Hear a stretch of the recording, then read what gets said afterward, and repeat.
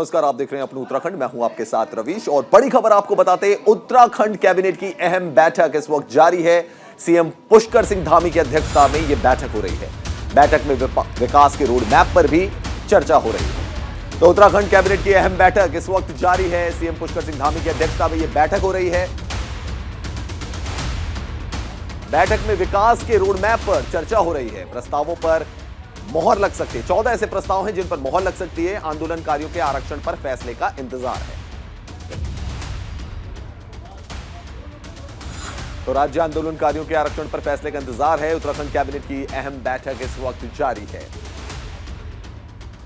CM Pushkar Singh Dhami की अध्यक्षता में यह बैठक हो रही है और राज्य के जो आंदोलनकारी रहे हैं, काफी समय से उनकी मांग चल रही है आरक्षण को लेकर, उस पर भी अहम फैसला लिया जा सकता है कैबिनेट की इस बैठक में। 14 प्रस्तावों पर चर्चा होनी है।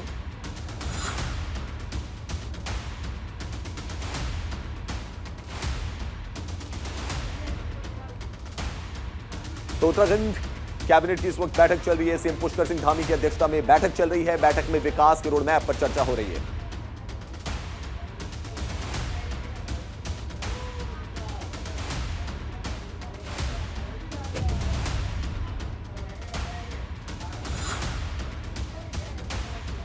तो राज्य आंदोलनकारियों के आरक्षण को लेकर भी इसमें बड़ा फैसला आ सकता है।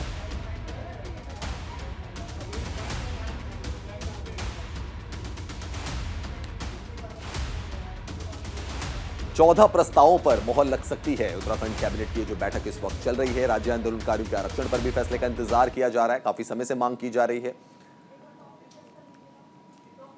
कुछ ऐसे क्षेत्र हैं जिसमें राज्य आंदोलनकारियों को आरक्षण मिला है, लेकिन कुछ ऐसी चीजें हैं जिसमें सरकार एक रोड मैप तैयार करना चाहती है और काफी समय से राज्य के जो आंदोलनकारी रहे हैं, उनकी ये मांग रही है कि उनको सरकारी सेवाओं में आरक्षण मिले या उनके आश्रितों को आरक्षण दिया जाए।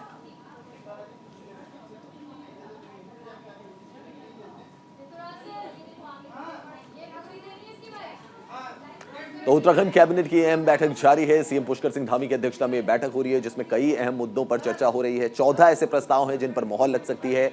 राज्य के जो आंदोलनकारी हैं वो आरक्षण की मांग काफी दिनों से कर रहे हैं, उसको लेकर भी एक बड़ा फैसला हो सकता है यहां पर। तो बहुत सारे मुद्दे हैं जिसकी चर्चा इस बैठक में हो रही है।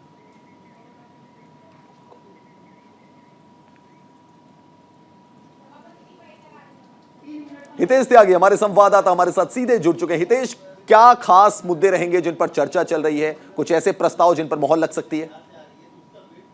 देखिए, आज कैबिनेट की बैठक है और कैबिनेट की बैठक में राज्य आंदोलनकारियों का बोलबाला है। वो लगातार महिला के क्षैतिज आरक्षण के बाद अब राज्य के जो आंदोलनकारी है उन्होंने 10% आरक्षण की मांग की है और उस पर को लेकर भी मुख्यमंत्री पुष्कर सिंह धामी काफी संजीदा है। उसको लेकर भी आज चर्चा हो सकती है। तो उसी के साथ साथ जो अशासकीय स्कूल है, 9th से लेकर और 12वीं तक के जो बच्चे हैं उनको मुफ्त किताबें देने को लेकर भी आज कैबिनेट की बैठक में चर्चा हो सकती है। कई ऐसे मुद्दे हैं, क्योंकि जिस तरीके से स्वास्थ्य विभाग ने एक बार पुशअप उत्तराखंड के अंदर किया है, एक बेहतर प्रदर्शन स्वास्थ्य विभाग का देखने को मिला है, तो उसको और संवर्धन कैसे किया जाए, उसका संरक्षण कैसे किया जाए और ज्यादा अस्पताल कैसे खोले जाए, उसको लेकर भी मुख्यमंत्री पुष्कर सिंह धामी अधिकारियों के साथ बैठक कर सकते हैं। जी हितेश, राज्य आंदोलनकारी काफी समय से आरक्षण की मांग करते रहे, क्या उसको लेकर कोई ठोस फैसला कैबिनेट ले सकती है? जी बिल्कुल, देखिए ये 2 पेच यहाँ पर फंस गए हैं, क्योंकि जिस तरीके से महिलाओं को लेकर आरक्षण की बात मुख्यमंत्री पुष्कर सिंह धामी ने कही और कहना कि उसको धरातल पर उतारने की बात भी मुख्यमंत्री ने की है। तो जिस तरीके से राज्य आंदोलनकारी, क्योंकि एक तरफ कानून है और दूसरी तरफ राज्य आंदोलनकारी है, क्योंकि जिनके बलिदान से राज्य अलग हुआ था उनको मिला था, लेकिन आज भी उनका जो आरक्षण की मांग है वो तेज हो गई है, उसकी जो दूरी है वो बढ़ गई है। उसको लेकर भी एक चर्चा सकारात्मक यहाँ पर हो सकती है और उसके परिणाम भी बहुत जल्द देखने को मिल सकते हैं। जी चलिए हितेश, बहुत शुक्रिया आपका तमाम जानकारी देने के लिए। बढ़ते हैं अगली खबर की तरफ। देहरादून के पिस्टल वीड स्कूल में आयोजित international conference of principal and teachers कार्यक्रम में मुख्यमंत्री पुष्कर सिंह धामी शामिल हुए। इस दौरान सीएम धामी ने कहा कि शिक्षा ही हमारी पूंजी है, जिसे जितना बांटा जाए वो कम है। किसी भी विद्यार्थी के अंदर आत्म साक्षात्कार बहुत जरूरी है और इसे जगाने का काम टीचर्स कर सकते हैं। नए परिवर्तन, शोध, अनुसंधान से परिचित कराने का काम अध्यापकों के माध्यम से ही संभव होगा। तो conference of principles and teachers कार्यक्रम में हिस्सा लिया था पुष्कर सिंह धामी ने। जो विद्यार्थी हैं उनके अंदर आत्मनिरीक्षण वो स्वयं करें, स्वयं को जानने और स्वयं को समझने योग्य बने, यही हमारी प्राचीन शिक्षा पद्धति थी और मैं मानता हूं कि किसी भी विद्यार्थी के लिए आत्म साक्षात्कार अत्यंत आवश्यक है। अगर उसके अंदर आत्म साक्षात्कार का भाव जग जाए तो वो जीवन में निश्चित रूप से अपने शिखर पर पहुंचेगा। और ये जगाने का काम कोई और नहीं करेगा, ये जगाने का काम आप सब लोग करेंगे। और हमारे स्पीकर जो आए हैं वो हम सबको तमाम तरीके से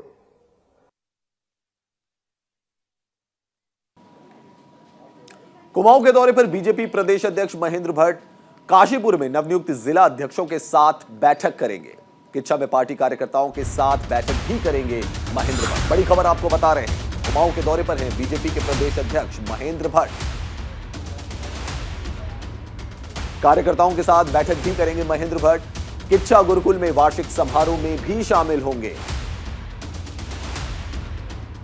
तो महेंद्र भट्ट का कुमाऊं दौरा है। कुमाऊं के दौरे पर हैं बीजेपी के प्रदेश अध्यक्ष महेंद्र भट्ट। किच्छा गुरुकुल के वार्षिक उत्सव में भी शामिल होंगे, कार्यकर्ताओं से भी मिलेंगे।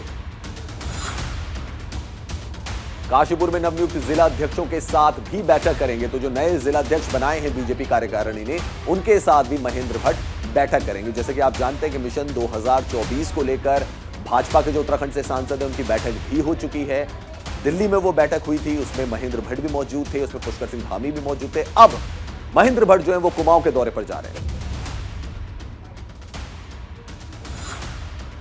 हितेश हमारे सहयोगी लगातार हमारे साथ जुड़े हुए हैं। हितेश, किस तरीके का कार्यक्रम महेंद्र भट्ट का रहने वाला है?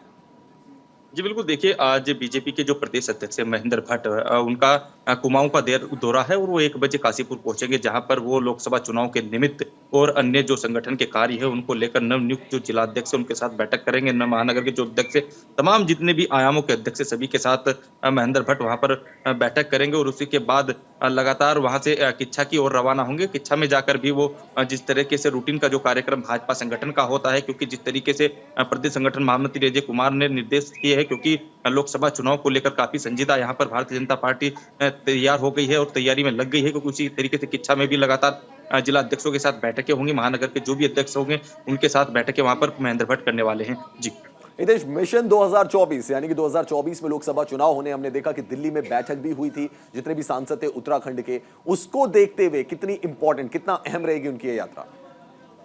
जी बिल्कुल, देखिए कुमाऊं मंडल का जिस तरीके से यह दौरा है उसको लेकर महेंद्र भट्ट काफी पहले से तैयारियां कर रहे थे, क्योंकि लोकसभा की जो 5 सीटें हैं उत्तराखंड की, उसको किसी भी हालात में यह चूकने वाले नहीं है, क्योंकि जिस तरीके से भाजपा संगठन पहले से ही अपने सिस्टम के साथ काम करता आया है, अपने कार्यकर्ताओं के साथ लगातार बैठक मंत्रणा करता है, तो उसी के अनुरूप इस बार जो लोकसभा की 5 सीटें हैं वो भारतीय जनता पार्टी की सरकार अपने खाते में करने की तैयारी में है। और उसको लेकर लगातार जो बीजेपी के संगठन महामंत्री अजय कुमार, उन्होंने भी सभी पदाधिकारियों को, जो प्रदेश के मुख्य पदाधिकारी, सभी को निर्देश कर दिया गया, क्योंकि बूथ स्तर पर बहुत शुक्रिया आपका तमाम जानकारी देने के लिए। हितेश हमारे सहयोगी हमें तमाम जानकारी दे रहे थे। बढ़ते हैं अगली खबर की तरफ। उत्तराखंड के स्थानीय फ्लाइटों में अब उत्तराखंड के व्यंजन परोसे जाएंगे। पर्यटन मंत्री सतपाल महाराज के प्रस्ताव पर केंद्रीय नागरिक उड्डयन मंत्री ज्योतिरादित्य सिंधिया ने सहमति दे दी है। उन्होंने पहाड़ी व्यंजनों की सूची भी मांगी है। बता दें कि कैबिनेट मंत्री सतपाल महाराज ने दिल्ली में केंद्रीय मंत्री ज्योतिरादित्य सिंधिया से मुलाकात की। उन्होंने उत्तराखंड से आने जाने वाली फ्लाइट्स में यात्रियों को राज्य के व्यंजन परोसने और अंतर्राष्ट्रीय एयरपोर्ट बनाने के मुद्दे पर भी चर्चा की। उन्होंने कहा कि उत्तराखंड में मंडवा, झंगोरा से कई तरह के व्यंजन तैयार किए जाते हैं। इनमें न्यूट्रिशन की मात्रा अधिक होती है। उत्तराखंड से कनेक्ट फ्लाइटों में यात्रियों को इन व्यंजनों को परोसने से एक पहचान मिलेगी।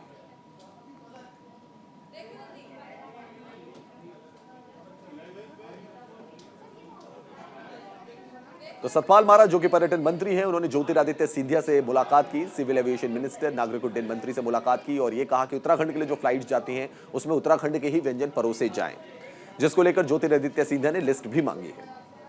सतपाल महाराज का कहना है कि उत्तराखंड के जो व्यंजन है उनमें काफी न्यूट्रिशन होता है।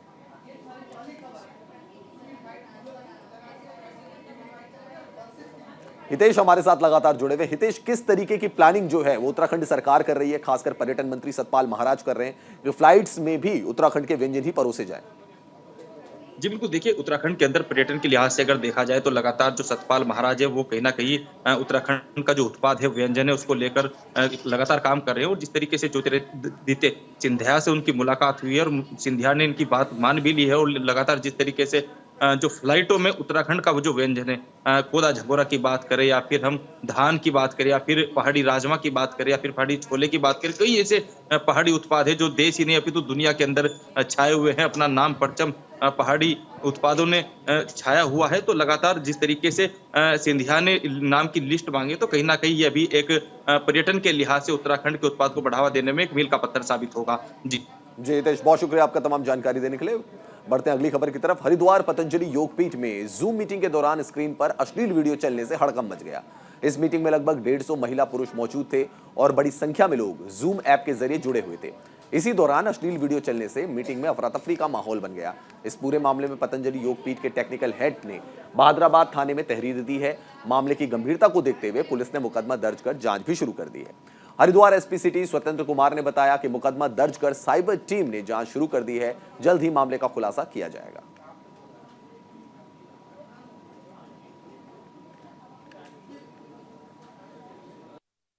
इसमें उनके यहाँ कॉन्फ्रेंस चल रही थी, तो बीच में किसी ने इंटरप्ट किया, जिसपे संज्ञान लेते हुए उनके द्वारा एक तहरीर दी गई है। उसमें मुकदमा पंजीकृत किया गया है और आगे की कार्रवाई की जा रही है।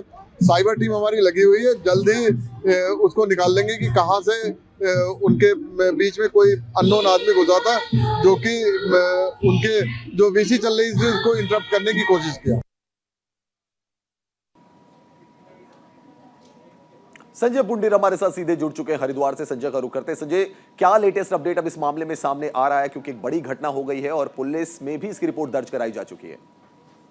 अभी आपको बता दें, पतंजलि एक बड़ा संस्थान है और उसमें कहीं ना कहीं एक जूम ऐप के माध्यम से एक मीटिंग चल रही थी, जिसमें अचानक से एक व्यक्ति आ जाता है और एक अश्लील वीडियो चल जाती है, जिसके बाद कहीं ना कहीं वहां पर मौजूद सैकड़ों महिला पुरुषों में हड़कंप मच जाता है। इसके बाद पतंजलि के जो योगपीठ के जो टेक्निकल हेड है, उन्होंने बहादुराबाद थाने में एक तहरीर दी और मुकदमा दर्ज कराया है। हालांकि इस पर जो एसपी सिटी का कहना है कि इस पूरे मामले में जांच की जा रही है और जो भी दोषी पाया जाता है उसके खिलाफ कार्रवाई की जाएगी। हालांकि इसमें जो पतंजलि के अधिकारी हैं, उन्होंने भी साफ तौर पर कहा है कि हमारे संस्थान को कहीं ना कहीं बदनाम करने की एक कोशिश है, जो पूरी तरह नाकाम साबित हो सकती है। लेकिन कहीं ना कहीं इसके पीछे क्या वजह हो सकती है, किस तरह से ये व्यक्ति जूम ऐप में आता है, ध्यान में रखते हुए लगातार जांच की जा रही है। जी संजय, बहुत शुक्रिया आपका तमाम जानकारी देने के लिए। संजय पुंडीर हमारे संवाददाता हरिद्वार से हमें लेटेस्ट इंफॉर्मेशन दे रहे थे। फिलहाल इस खास पेशकश में इतना ही। आप देखते रहिए न्यूज़ इंडिया।